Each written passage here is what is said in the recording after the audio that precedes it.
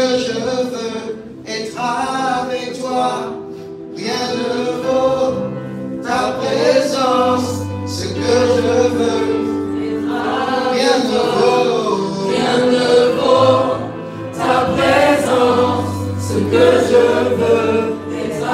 Rien ne vaut ta présence. Rien ne vaut ta présence, ce que je veux.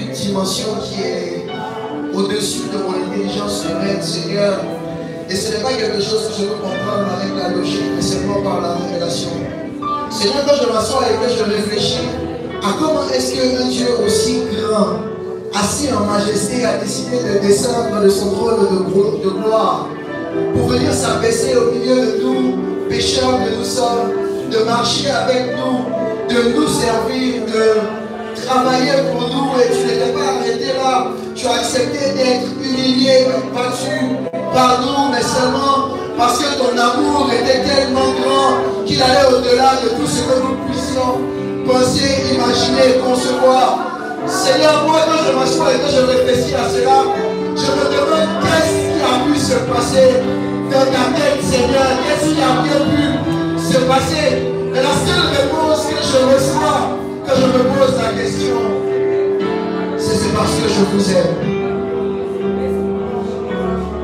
Ton amour est si grand, Seigneur. Et nous voulons que tu illumines les yeux de nos cœurs afin que nous puissions comprendre quelle est son étendue, Seigneur. Seigneur, nous voici encore une fois dans ta présence, venus nous abreuver à ta source. Je viens à ta source, boire de ton eau, car au fond de moi, j'ai besoin de toi. Je viens à ta source, boire de ton eau, car au fond de moi, j'ai besoin de toi. Je viens à ta source, boire de ton eau, au fond de moi, j'ai besoin de toi. Je viens à ta source, boire de ton eau, au fond de moi, j'ai besoin de toi. Je viens à ta source, c'est mon arbre de capacité. On veut que je ne sais rien faire. Au fond de moi, parce qu'au fond de moi, j'ai besoin de toi. À ta source, boire de ton eau, car au fond de moi, j'ai besoin de toi. J'ai besoin de toi, Père, j'ai besoin de ta présence. J'ai besoin de ton esprit, j'ai besoin que tu sois là. Seigneur, utilise-moi comme un canal. Et fais ce que tu as prévu de faire. Ta parole dit que tu envoyas ta parole et ta parole est guérie. Seigneur, envoie ta parole et qu'elle soit incisive, qu'elle soit puissante, qu'elle soit précise. Celle qui est aussi tranchante qu'une épée à double tranchant, qui vient séparer moelle et jointure. Seigneur, envoie ta parole et qu'elle fasse du bien à quelqu'un ce soir, afin qu'une vie reçoive davantage de toi, et qu'abreuver puisse à son tour produire son fruit, dans le puissant, le glorieux nom de Yeshua le Messie. Nous avons prié. Que quelqu'un donne un bon amen et acclame le Seigneur.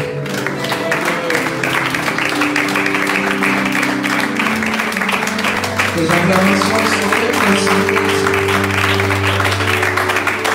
Tu peux prier comme ça, en poussant des cris de joie, à celui qui est ressuscité.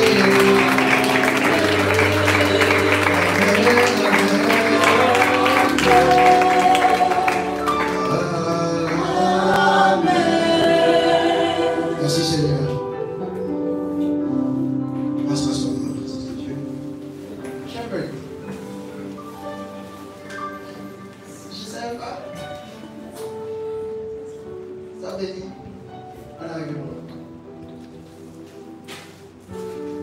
Nous sommes depuis 3 semaines maintenant, 3e semaine, c'est ça? 3e semaine?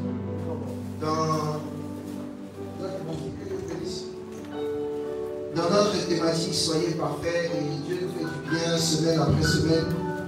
À qui cette thématique fait du bien? Amen. Nous avons compris que être parfait, c'est aimer. Parce que la Bible dit en Colossiens chapitre 3, verset 14, par-dessus tout, revêtez-vous de l'amour, qui est le lien de la perfection. Et j'ai expliqué en long et en large que quand on dit lien, c'est quelque chose qui t'envoie vers. Donc, quand tu cliques sur l'amour, tu tombes dans la perfection. Amen. Et nous avons compris que l'instrument de manifestation de l'amour de Dieu a été la croix. Amen. Parce que la définition de l'amour, à la manière de Dieu, c'est Jean chapitre 3, le verset 16. Et Jean chapitre 3, le verset 16 s'est manifesté dans sa plénitude à la croix. J'ai expliqué que la croix était composée de deux bois, un bois vertical et un bois horizontal. Nous avons fait référence aux quatre côtés de la croix avec les quatre dimensions de l'amour de Dieu. Nous avons voulu progresser aujourd'hui. Et nous avons fait référence au fait que les deux bois, donc le bois vertical et le bois horizontal, représentaient deux dimensions. Le bois horizontal représente la dimension de l'amour entre les hommes. Et le bois vertical représente la dimension de l'amour entre Dieu et l'homme. Et nous avons commencé avec le bois vertical, nous avons cherché à comprendre ce que c'était que l'amour de Dieu. Nous avons compris que Dieu a toujours voulu être en intimité avec nous. C'est la raison pour laquelle il est venu se sacrifier. Amen. Vous savez, j'aime bien le dire, et je l'ai dit plusieurs fois ici, Jésus n'était pas dans le plan initial de Dieu. Jésus n'était pas dans le plan initial de Dieu. Christ existait déjà, le Fils existait déjà. Mais Jésus, c'est la manifestation du Fils en chair. Amen. Et lui, il n'était pas dans le plan de Dieu. Dans le plan de Dieu, Dieu avait envoyé l'homme pour venir gérer la terre. Et si Adam ne s'était pas corrompu avec le péché, Jésus n'aurait rien eu à venir faire sur la terre. La vérité, c'est que si vous voulez savoir quelle était la pensée originelle de Dieu en ce qui concerne sa relation avec les hommes, il faut qu'on retourne à quand la première relation entre Dieu et le premier homme de notre ère a été. Amen. Selon la loi de la première mention. Amen, en théologie. Et la situation initiale était déjà une situation dans laquelle l'homme était intime à Dieu. Adam et Ève étaient intimes à Dieu. Je vais aller plus loin et peut-être que je vais vous choquer. Adam et Ève étaient déjà dans la dimension de l'épouse. Pourquoi je dis ça? La Bible dit en Genèse chapitre 3, le verset 8. Alors ils entendirent la voix de l'Éternel Dieu qui parcourait le jardin vers le soir. Quand un homme et sa femme vont généralement ensemble le soir. Et c'est le soir que Dieu venait pour rencontrer Adam et Ève. Donc ils étaient déjà dans la dimension de l'épouse. Le péché est venu donc se mettre entre l'homme et Dieu, entre l'époux et l'épouse. Et Jésus, donc le Fils, Dieu manifesté en chair, est venu pour restaurer cette relation. Il faut donc que nous réalisions, je suis en train de faire encore mon récap, on n'est pas encore dans le message d'aujourd'hui, que Dieu a toujours voulu être un avec l'homme. Il était déjà un avec Adam, et maintenant il est avec nous au travers de son esprit. C'est pour ça qu'en 1 Corinthiens chapitre 6, verset 16 au verset 17, la Bible dit, loin de là, ne savez-vous pas que celui qui s'attache à la prostituée est un seul corps avec elle? Car, est-il dit, les deux deviendront une seule chair. Mais celui qui s'attache au Seigneur est avec lui un seul esprit. Les relations homme et femme sont des relations charnelles, bien que spirituelles. Mais charnelles d'abord. Donc quand un homme rencontre sa femme sur le domaine de la chair, de la matière, ils deviennent une seule chair. Mais quand Dieu est esprit et que nous qui l'adorons, on l'adore en esprit et que nous fusionnons avec lui, nous nous attachons à lui et nous devenons avec lui un seul esprit. Et le mot attaché qui est utilisé est le grec kolao. Et je vais vous choquer si je vous dis ce que ça veut dire. Ça veut dire cimenter. Ça veut dire cimenter, ça veut dire assembler. Ça veut dire lier fermement. Donc Dieu veut être lié fermement à nous. Et c'est ce qu'on appelle la dimension de l'épouse. Et la dimension de l'enfant. Et la dimension du fils. Et la dimension de l'épouse. J'ai expliqué que ça faisait référence à l'espérance, à la foi et à l'amour. Amen. Je vous conseille de chercher à écouter les messages précédents si vous ne les trouvez pas sur Internet, parce que vous n'allez pas les trouver, rapprochez-vous juste de quelqu'un de l'église et on vous enverra un lien privé ou un audio, parce que les messages ne sont pas encore officiellement en ligne. Amen. Donc, dans cette dimension de l'intimité, dans cette dimension du mariage, il y a deux choses. Vous savez, quand Dieu parle, quand Jésus parle, il dit des choses à propos, et je vais en reparler un peu plus loin dans mon message. La dimension du mariage est bien impulsée par Dieu. La Bible dit, nous aussi nous l'aimons. Mais pourquoi nous l'aimons? Parce qu'il nous a aimé le premier. C'est lui qui a commencé. Nous, on a juste réagi à son amour. Amen. Et je vous ai expliqué qu'il s'agit d'un homme et d'une femme, d'un époux et d'une épouse. La manifestation de l'amour de l'homme vers sa femme s'appelle l'amour. Mais en d'autres termes, ça s'appelle le sacrifice. Parce que la Bible dit, Marie, aimez vos femmes comme Christ a aimé l'Église. Qu'est-ce qu'il a fait? Il s'est sacrifié pour elle. Donc, la dimension de l'amour d'un homme envers sa femme, si on veut mesurer comme un homme aime sa femme, c'est sa dimension de sacrifice. Mais quand il s'agit de la femme envers l'homme, c'est la manifestation de l'amour de la femme envers son homme, ça s'appelle la soumission. Amen. Et si Dieu dit, Marie, aimez, donc sacrifiez-vous, et femmes, soyez soumises, et il n'a pas dit, femme, aimez, et Marie, soyez soumis, c'est parce qu'il sait que pour un homme, c'est très difficile pour lui de se soumettre. Amen. La preuve, quand les gars veulent que vous leur donniez, là, ils se soumettent. C'est que tu veux, c'est que tu veux. Si ça vous aimez à demander pardon, des fois il dit le bout seulement. Mais il se soumet, il sait ça, l'homme sait s'abaisser pour avoir ce qu'il veut. Amen. Amen. Son problème, c'est sa capacité à aimer. De l'autre côté, la femme n'a aucun problème à aimer. Mais elle a des difficultés à se soumettre. Amen. Alors que si chacun pousse son couloir, les choses vont plus. Amen. Et j'ai dit que la soumission de l'épouse, parce que nous on est dans une relation où c'est nous l'épouse, il s'agit du Seigneur, la soumission implique deux choses. La première des choses, je suis vraiment en train de résumer, avant de rentrer dans mon jus là. La soumission, la première des choses que la soumission implique, c'est un changement d'identité. Vous savez, quand un homme épouse une femme, il lui donne son nom. Et le nom, c'est une identité. Donc, elle n'est plus mademoiselle Néné Lou. Elle devient Madame Talmas. Et c'est un tel nom à propos, on dit Néné Lou n'est plus là. Elle n'existe plus. Amen.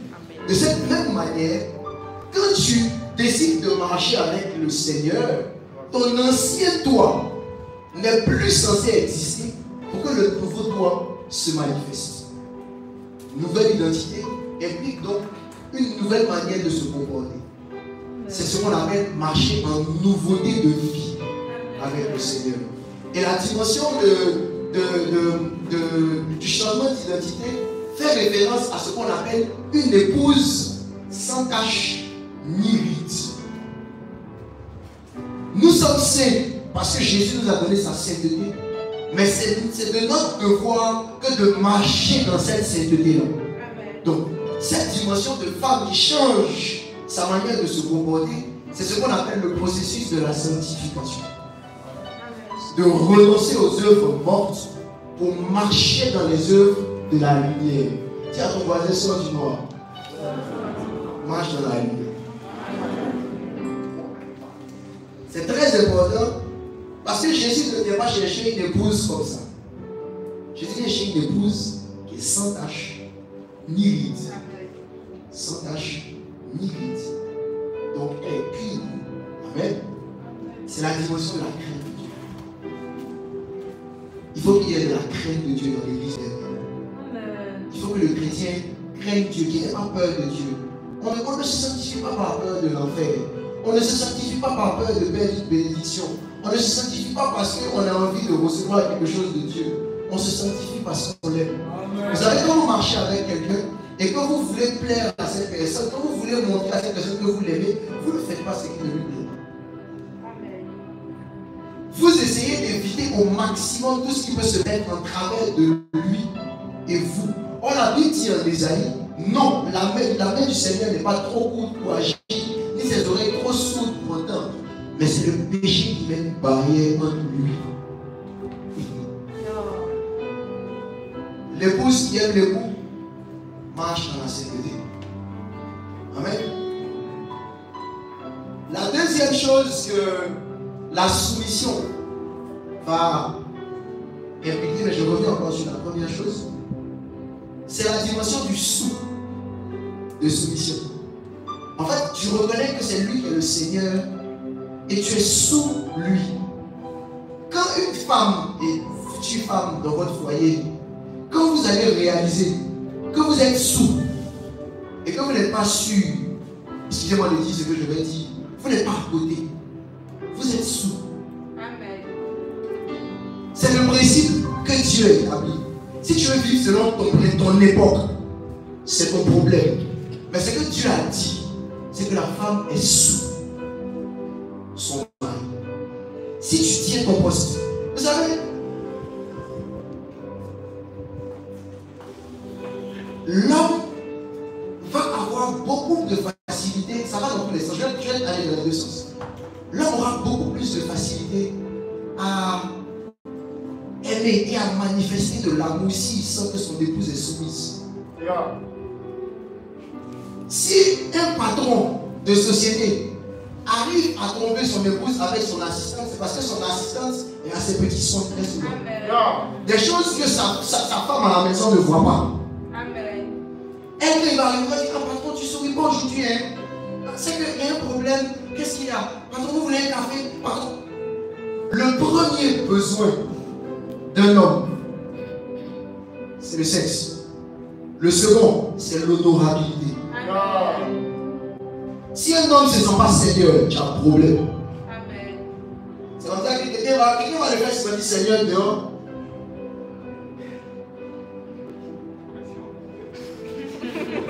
Et puis tu as devenu Vasti. Ceux qui savent pas ce qui c'est Vasti. Vasti dans l'histoire de la reine Esther, c'était la reine qui était au pouvoir. Et j'ai appris ce matin que c'est pas que Vasti a été destituée comme reine. Vasti n'a pas perdu son on l'a pas divorcé. Elle est juste devenue concubine. Donc elle était toujours reine. Elle était toujours la femme du roi. Mais c'était plus elle qui était au pouvoir. Amen. De la même manière, je suis de ceux qui sont convaincus qu'une femme qui se sent aimée va se soumettre aussi. Amen. Naturellement. Yeah. Que si elle sent que tu... À moins qu'elle ait des problèmes, vraiment, à moins qu'elle ait des problèmes, une femme qui se sent aimée va se soumettre naturellement. Amen. Amen. Sous. Après sous, il reste quoi? Mission. Et c'est la deuxième dimension de cette manifestation de l'amour de la femme là. C'est comprendre que se marier avec quelqu'un, c'est devenir son aide. Donc c'est travailler dans une vision. C'est de comprendre qu'une épouse, elle doit prendre soin de la maison de son mari. C'est celle qui s'engage pour les intérêts de son mari. Et c'est ce qu'on dit dans l'Apocalypse chapitre 19, où on dit réjouissez-vous, car l'épouse est prête. Elle s'est préparée. Elle est vêtue de fêlin. Et la Bible dit que le fêlin, ce sont les œuvres. Une chose est de marcher dans la sainteté. Une autre chose est d'être en train d'accomplir la volonté de Dieu pour ta vie. Amen. De que ta vie soit engagée pour la cause du royaume. Sinon, tout ce que tu as fait là. Tu vas aller au ciel, mais tu vas vivre du labour du ciel. Parce que ce que les gens ne savent pas, c'est que pour aller au ciel, il faut avoir accepté Jésus comme son Seigneur et son Sauveur. Ça, il n'y a pas de problème. Mais il y a des récompenses au ciel. Et les récompenses au ciel sont en fonction du travail que tu as fait sur la terre. Où il va habiter à côté de Jésus. Donc cette deuxième dimension, c'est ce qu'on appelle le service. Tu ne peux pas vouloir devenir une épouse du Seigneur et ne pas vouloir le servir. Ça ne fonctionne pas. Ça, c'est le voie vertical. Donc j'étais en train de résumer tout ce que j'ai dit depuis le début de la série. C'est maintenant que le message commence quand il reste 20 minutes. Amen. Le beau horizontal, lui, va venir considérer la relation avec les hommes. Quand, en Matthieu chapitre 22, les disciples ont demandé à Jésus, Maître, quel est le plus grand commandement de la loi? Jésus répondit, tu aimeras le Seigneur, ton Dieu, de tout ton cœur, de toute ton âme et de toute ta pensée. C'est le premier et le plus grand des commandements. Et voici le second qui lui est semblable, tu aimeras ton prochain comme toi-même. Okay? Nous devons donc réaliser de ce pas que Dieu nous a pas mis sur la terre juste pour avoir une relation avec lui. Dieu nous a laissé sur la terre pour avoir une relation entre nous les hommes aussi.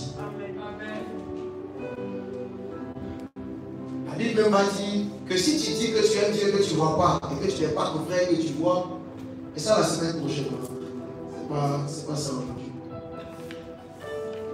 Sinon, si c'était ça, la vérité, il nous aurait conservé au ciel. On était ensemble. On serait resté là-bas. Et puis tout allait bien. Mais il a décidé que nous venions sur la terre pour nous mettre en interaction les uns avec les autres. Et à ses yeux, ta relation avec les hommes est au même titre que ta relation avec lui. Amen. Parce que la Bible dit, voici le premier. Et voici ce qui lui est semblable. Donc, quand on dit semblable, en français de Côte d'Ivoire, on dit c'est mes choses. C'est mes choses. Donc, le fait de parler de premier ou de deuxième, ce n'est pas une question de celui qui prime tant que ça sur l'autre. C'est une question d'ordre logique. Je vais vous dire quelque chose. Bien.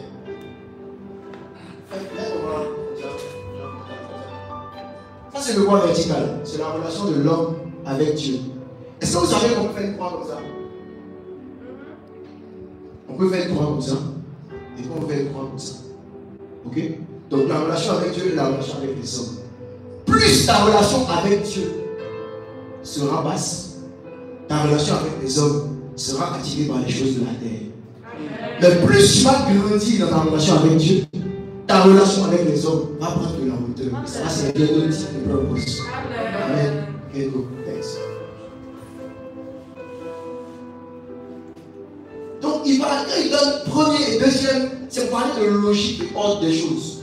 En premier, en termes de, c'est ta relation avec Dieu qui va conditionner ta relation avec les hommes. Amen. Donc, si quelqu'un crie à l'église, il adore, c'est lui toujours qu'on dit, recevez, il est couché par terre. Mais quand il est impoli, imbu de sa personne, méchant avec ses frères et ses soeurs, c'est qui fait ce cinéma. La prochaine fois quelqu'un va lui dire, on veut du nom de Jésus. Amen.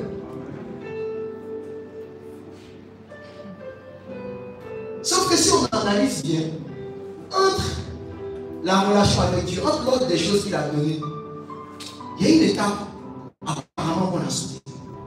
Parce que la Bible dit, tu aimeras Dieu de tout ton cœur, etc. Et dit, tu aimeras ton prochain comme toi-même.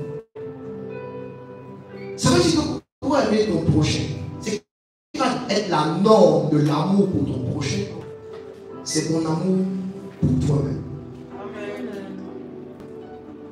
De la même manière que si tu ne sais pas aimer Dieu, tu ne sauras pas aimer les hommes.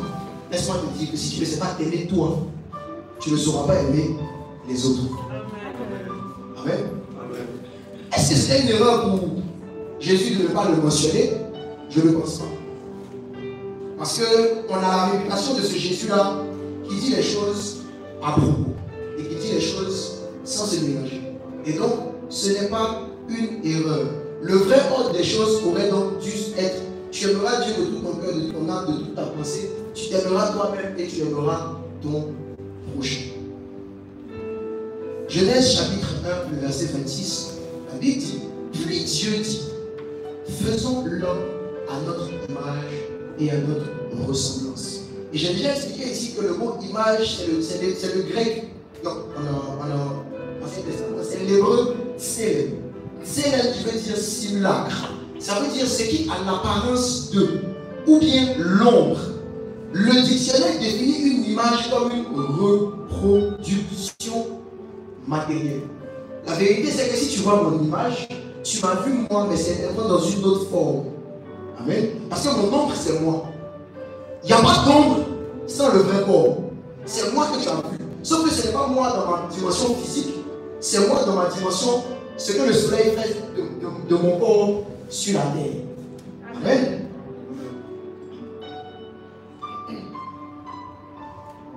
Donc la vérité, c'est que s'il a dit faisons l'homme à notre image, c'est que chacun de nous est une partie de Dieu.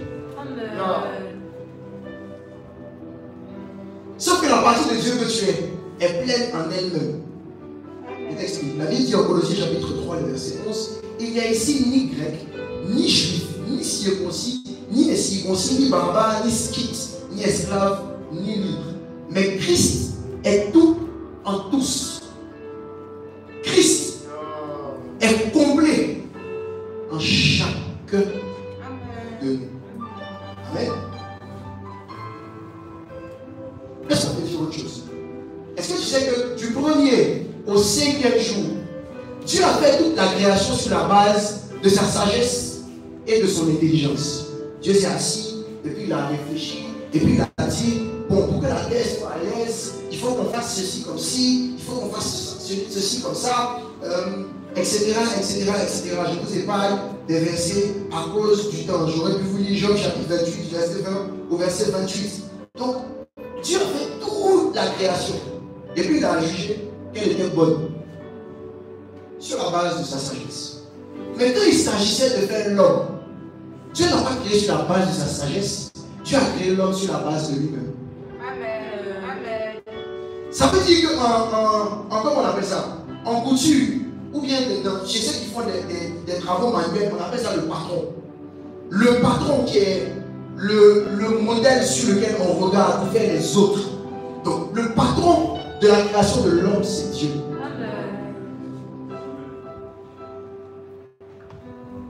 Et vous savez ce qu'il a dit quand il a fini de créer l'homme? Il a dit que cela était très bon. L'inspiration pour te créer, c'est Dieu.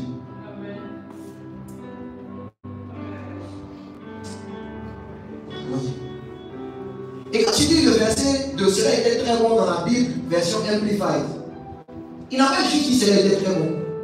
La version amplifiée stipule pour les autres que cela était plaisant et utile.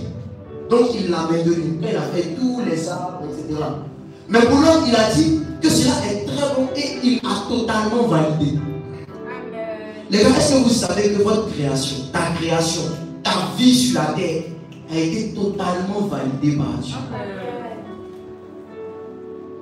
Je vais plus loin. Quand tu regardes dans un miroir, qui est-ce que tu vois? Quand tu te regardes dans un miroir, qu'est-ce que tu vois? J'entends pas. De qui? Tu te vois dans le miroir. Oh, la Bible dit nous tous qui le visage découvert contemplant comme au travers d'un miroir la gloire de Dieu, nous sommes transformés dans la même image. Donc, quand nous on regarde dans le miroir, ce qu'on voit c'est la gloire de Dieu. Amen. Ça veut dire que quand je me regarde, si mon miroir est là, ce que je vois, ce n'est pas juste le reflet de Johann Axel Talmas. Je vois la gloire de Dieu. Le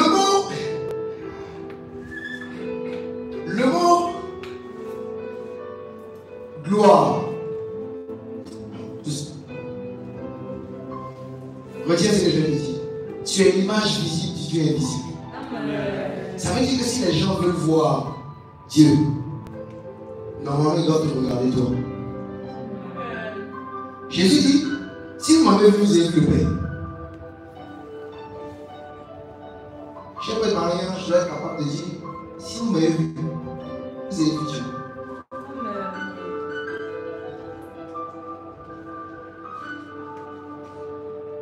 Tu es l'image visible du Dieu invisible, mais plus que ça, tu es la gloire de Dieu.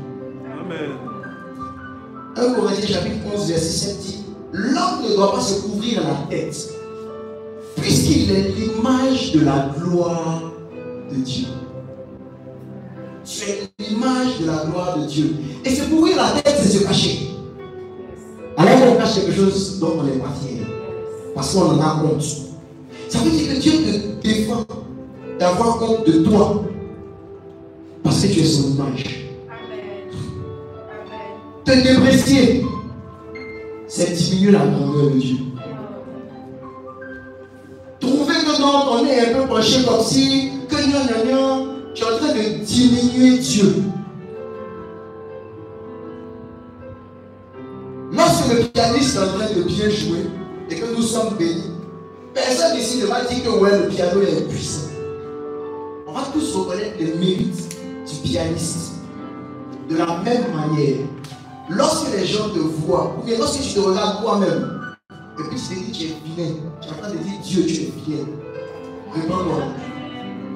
Quand tu es en train de dire je ne suis pas capable, tu es en train de dire Dieu, tu n'es pas capable. Réponds-toi aujourd'hui. Et je suis désolé de vous dire ce que je veux vous dire. Mais dis ce qu'on est, ce n'est pas de mon père. Amen. Quand il dit ce que je suis, je ne suis pas orgueilleux. Amen.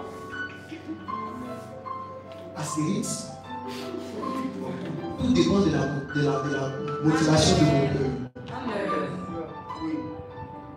Mais sinon Jésus a tapé sa poitrine, il s'est vu la vie de le Fils de Dieu. On aurait pu lui dire orgueilleux là. Carrément. À sa tête là-bas.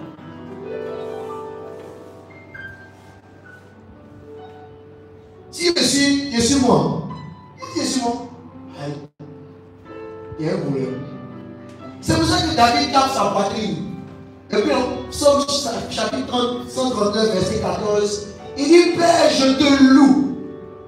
De ce que je suis une créature si merveilleuse. La vérité, c'est qu'il est en train de dire Père, je te loue parce que je suis merveilleux, parce que tu es merveilleux.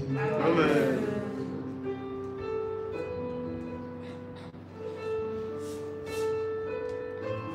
Il faut que tu acceptes cette réalité. Parce que le fait de te déprécier va te faire manquer énormément de choses. Par exemple, quand tu vas commencer à dire ok. En fait, si dans ta tête tu ne t'aimes pas, ça va être difficile pour toi de concevoir que quelqu'un puisse t'aimer. Parce que tu vas te demander, moi en fait, il me trouve quoi? Oh, il a juste envie de s'amuser. C'est juste parce qu'il n'y a personne qui va poser, qui pose un moi. Et tu seras en train de pousser les gens à te repousser. Amen. Parce que tu vas tellement te mettre dans la spirale qu'il va partir un jour. Il va partir un jour. Il va partir un jour. Mon ami là va me laisser. Mon ami là va me laisser. Qui te sera fait selon ta foi? Amen.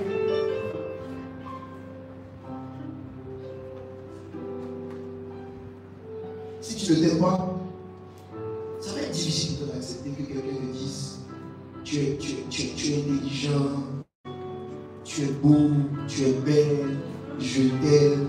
Tu vas entendre ça, hein? Mais tu ne vas pas voir. Et c'est le début de la fin. C'est ce que le diable travaille très fort à ça. N'oubliez pas, je l'ai déjà enseigné, que le problème du diable, c'est de nous retirer l'image de Dieu. Parce que l'image de Dieu est ce qui fait de nous Dieu.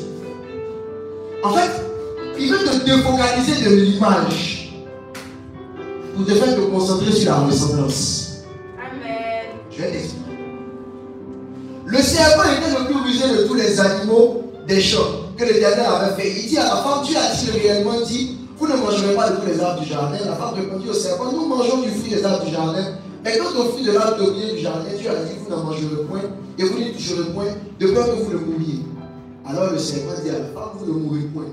Mais Dieu sait que le jour où vous en mangerez, vos yeux s'ouvriront, et vous serez comme. Quand on dit comme, c'est quoi les ressemblances? Amen. Il veut la détourner de son image et de son identité de Dieu. Pour l'emmener à vouloir ressembler à. Le diable va travailler donc à ça, à te défocaliser de ce que tu es, pour t'emmener à apparaître. Le fait d'être fait référence à ce que tu es foncièrement, ce que tu es de nature. Et puis le fait de paraître va faire référence à ce qui se voit, à ce qui apparaît. C'est pour ça qu'aujourd'hui, tu as des gens sur les réseaux sociaux sont les plus riches de la planète.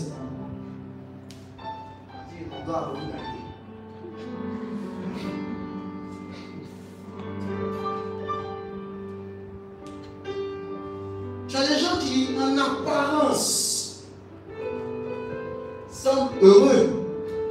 Mais chez eux, à la maison, c'est larme sur larme sur larme. Tu as des gens qui n'ont même pas encore fini de payer leur scolarité et vont prendre des scolaires avec vous. Parce qu'ils veulent paraître. Le m'as-tu vu? Et ça, les Ivoiriens ont fini ça. Alors que ce qui se voit est obligatoirement, nécessite obligatoirement une analyse en fonction de plusieurs paramètres. L'angle de vue, le contexte, etc. Ça veut dire qu'une fois que tu rentres dans la dimension du paraître, tu ne peux pas faire l'unanimité. Parce que ce que moi je conçois, mon enfant regarde ne le conçoit pas forcément de la même manière. Si tout de suite on est bien 6 au milieu ici, moi c'est 6 mois, elle c'est 9 points. On n'a pas le même angle de vue. Donc si vous rentrez sur le terrain de la ressemblance, du paraître, vous n'avez jamais fait l'unanimité. Mais tu ne peux jamais dire à une maman qu'elle n'est pas une maman. Parce que foncièrement, elle a les gènes d'une maman.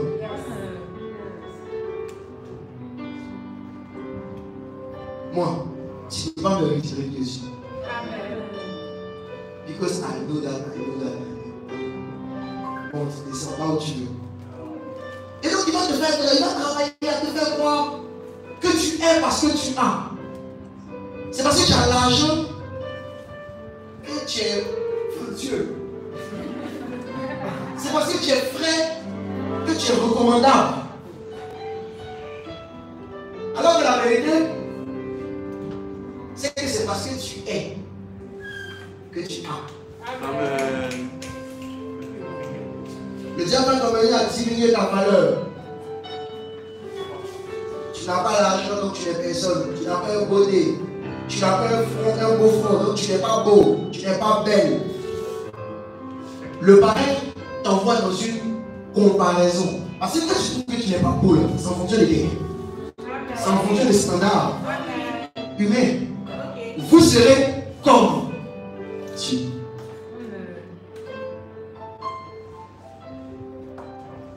Le diable va travailler à te faire dire je suis une erreur plutôt que j'ai commis une erreur. Amen. Parce qu'il sait que la conscience de ton identité va définir l'accomplissement de ta destinée. C'est la raison pour laquelle il va envoyer la timidité. La timidité, c'est la honte. C'est pour ça que Paul disait à Timothée, tu n'as pas reçu un esprit de timidité, mais tu as reçu un esprit de sagesse, de force et d'amour. La timidité va créer en toi une honte, qui va créer une insécurité, qui va devenir toxique pour toi-même. Tu vas penser que tout le monde te voit comme tu te vois. Quand vous avez des espions,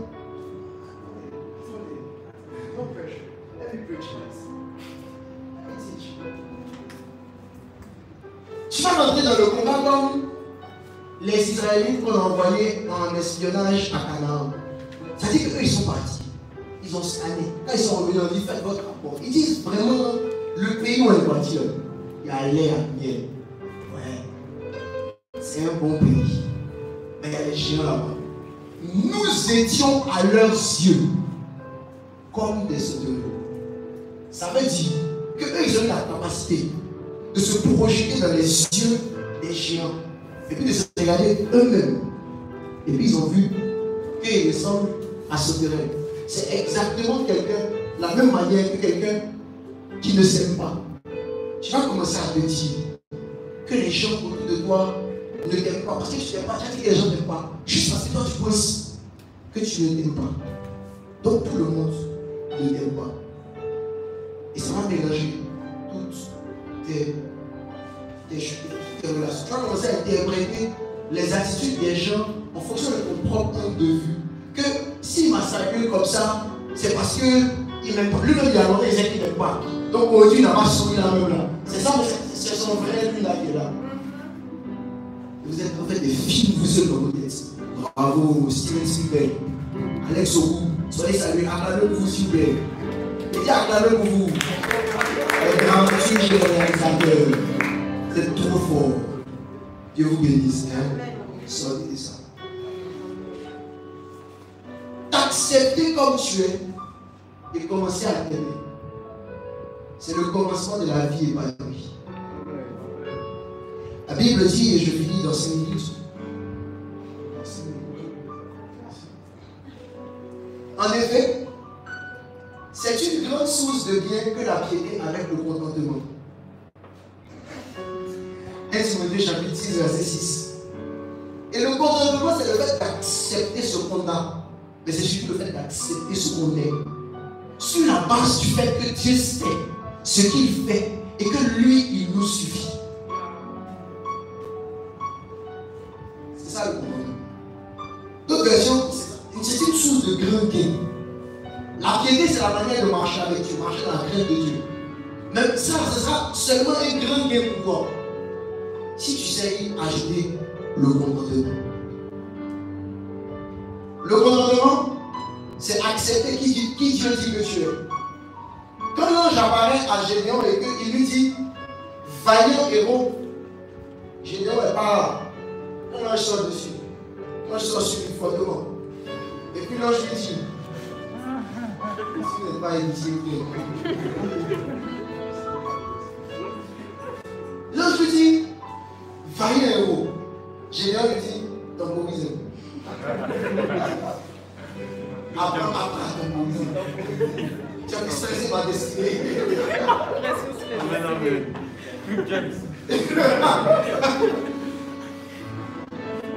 Parce que dans les yeux de Gédéon, Gédéon dit, je suis le plus petit de la plus petite famille, de la plus petite tribu, d'un pays même qui est actuellement en esclavage. Comment est-ce que dans la vie, la vérité, c'est que pendant que Gédéon se voit dans sa dimension présente, Dieu voit Gédéon tel que lui l'a créé. Vous savez, si je suis là, je ne peux voir que devant moi, jusqu'à Transfiguration Center et aujourd'hui Visuel qui est en face de moi. Mais quelqu'un qui est au-dessus va voir beaucoup plus loin que moi. Amen. Amen. Donc nous on est dans le temps. On voit aujourd'hui, on ne sait pas de quoi demain sera fait. Les gars, Dieu habite hors du temps. Ça veut dire que quand Dieu te regarde, Dieu ne voit pas qui tu es aujourd'hui. Dieu voit qui il a créé. Dieu se voit la version de lui que tu es. C'est ce que Dieu voit.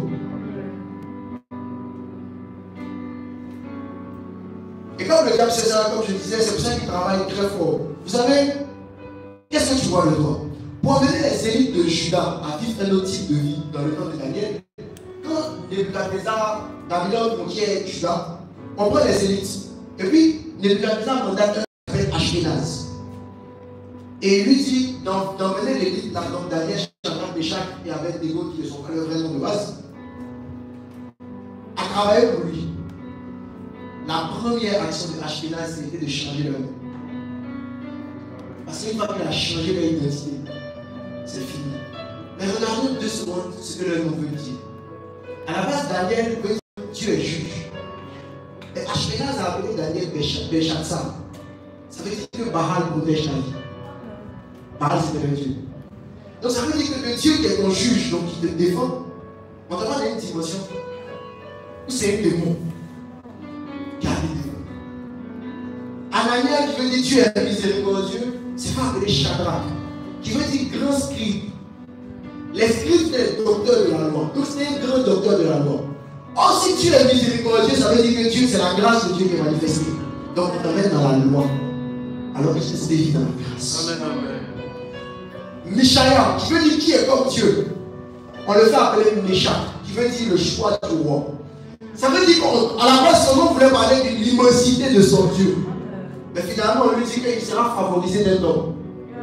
L'invité du roi.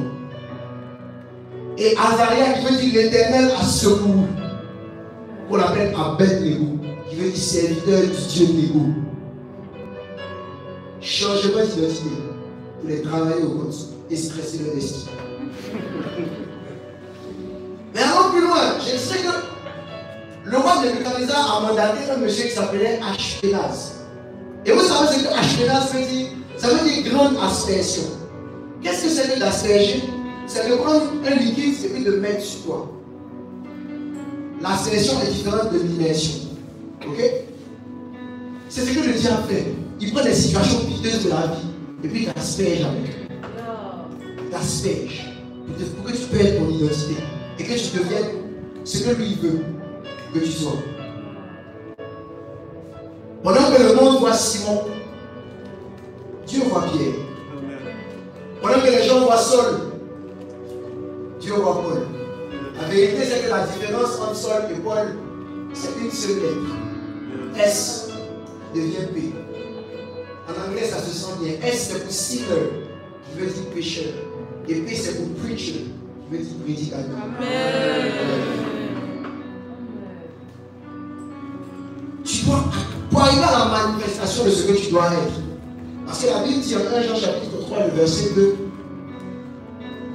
Let's read that portion of the scripture. Je pense que mon frère est fini. Je viens de finir, je suis en train d'arriver. Ça, c'est la partie la plus importante de mon message parce que ça ne sert à rien de dire tout ça si elle ne dit pas comment on fait pour que tu t'aimes. 1 Jean.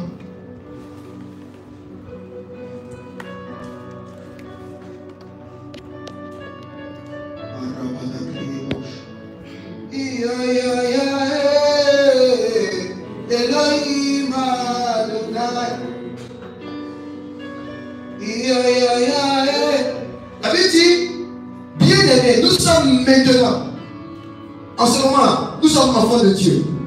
Et ce que nous serons n'a pas encore été manifesté. Nous savons que quand il sera manifesté, nous lui serons semblables. Car nous le verrons comme il est.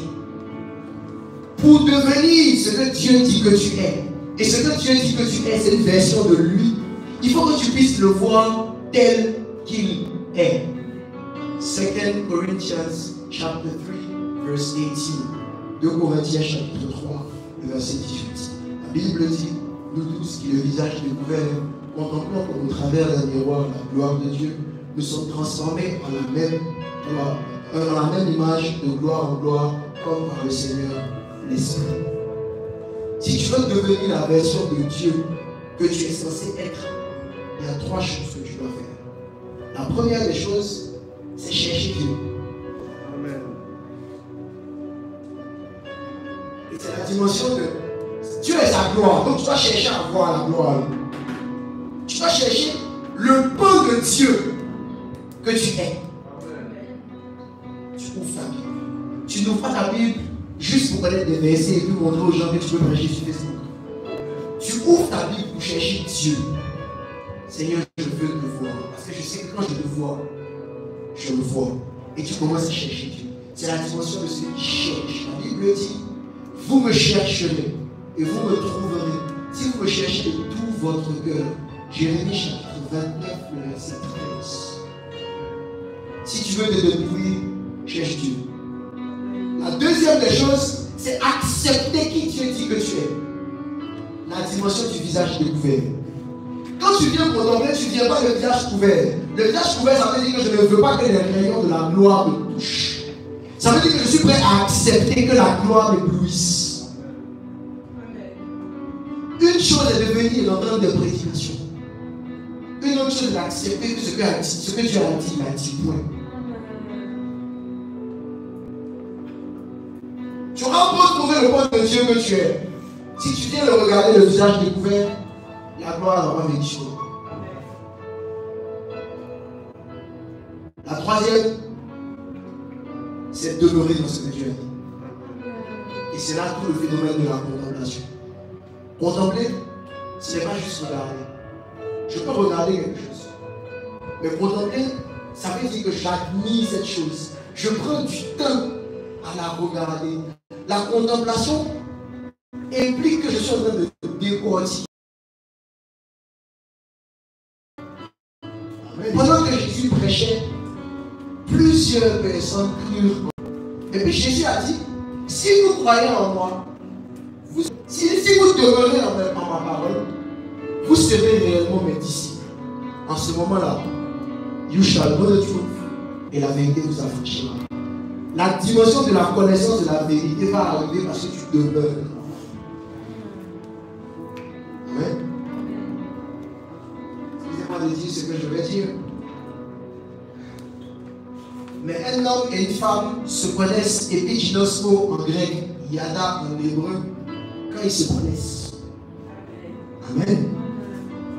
Sauf que la connaissance entre un homme et une femme, ça ne se fait pas en 2 secondes. Si ça se fait en 2 secondes, c'est qu'il y a rien qui est problème.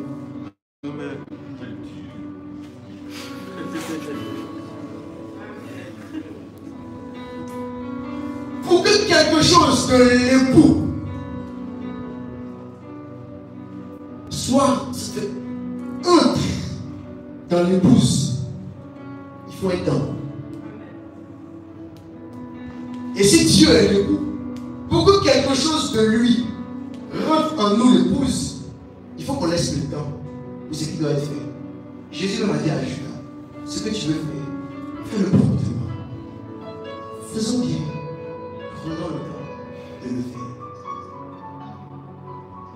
Amen. Si vous marchez avec le Seigneur et que vous n'avez pas la dimension de son amour, qui est de l'amour pour vous-même, je peux vous le dire par anticipation sans avoir besoin d'être prophète. 2 choses. 1, vous n'aimez pas Dieu. En tout cas, pas comme Dieu veut que vous me l'aidiez. 2, vous allez échouer dans vos relations avec les hommes. Tous les types de relations. Amen.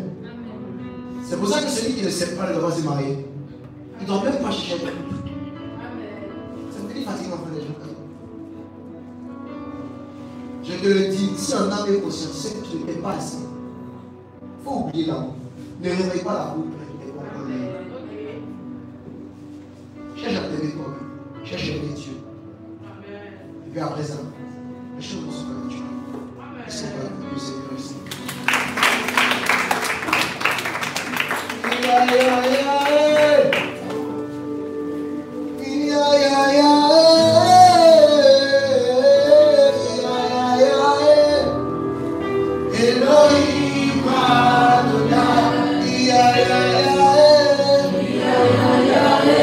Parle à Dieu sur la base du message que tu as reçu.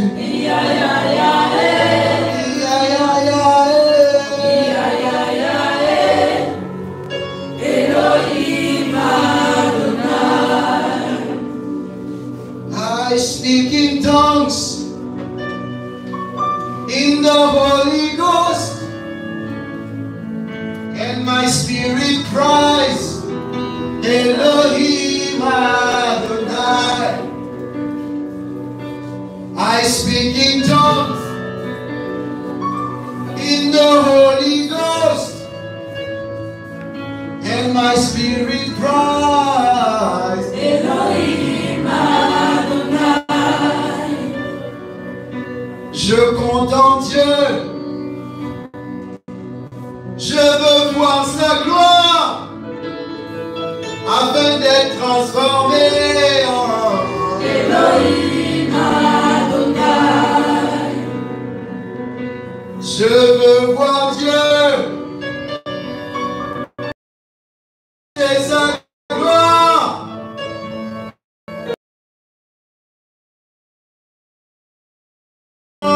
Elohim. Je veux voir Dieu, je veux voir Dieu. Je veux toucher sa gloire. Je veux toucher sa gloire. Afin d'être transformé en Elohim Adonai. Je veux voir Dieu. Je veux voir Dieu. Je veux voir sa gloire. Je veux toucher sa gloire. Afin d'être transformé en Elohim Adonai.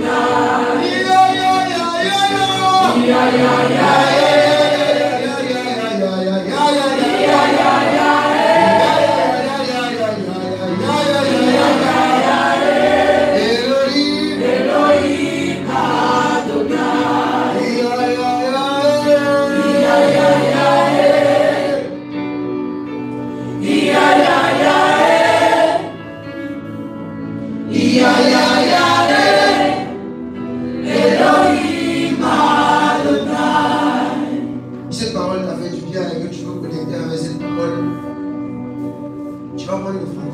Prends une offrande.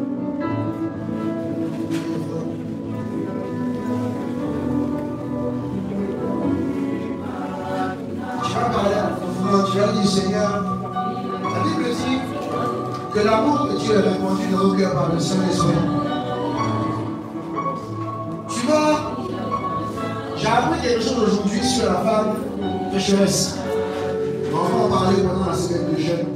Mais ce que je peux vous dire par anticipation, c'est que son offrande, Dieu a dit quelque chose qui l'a sanctifié.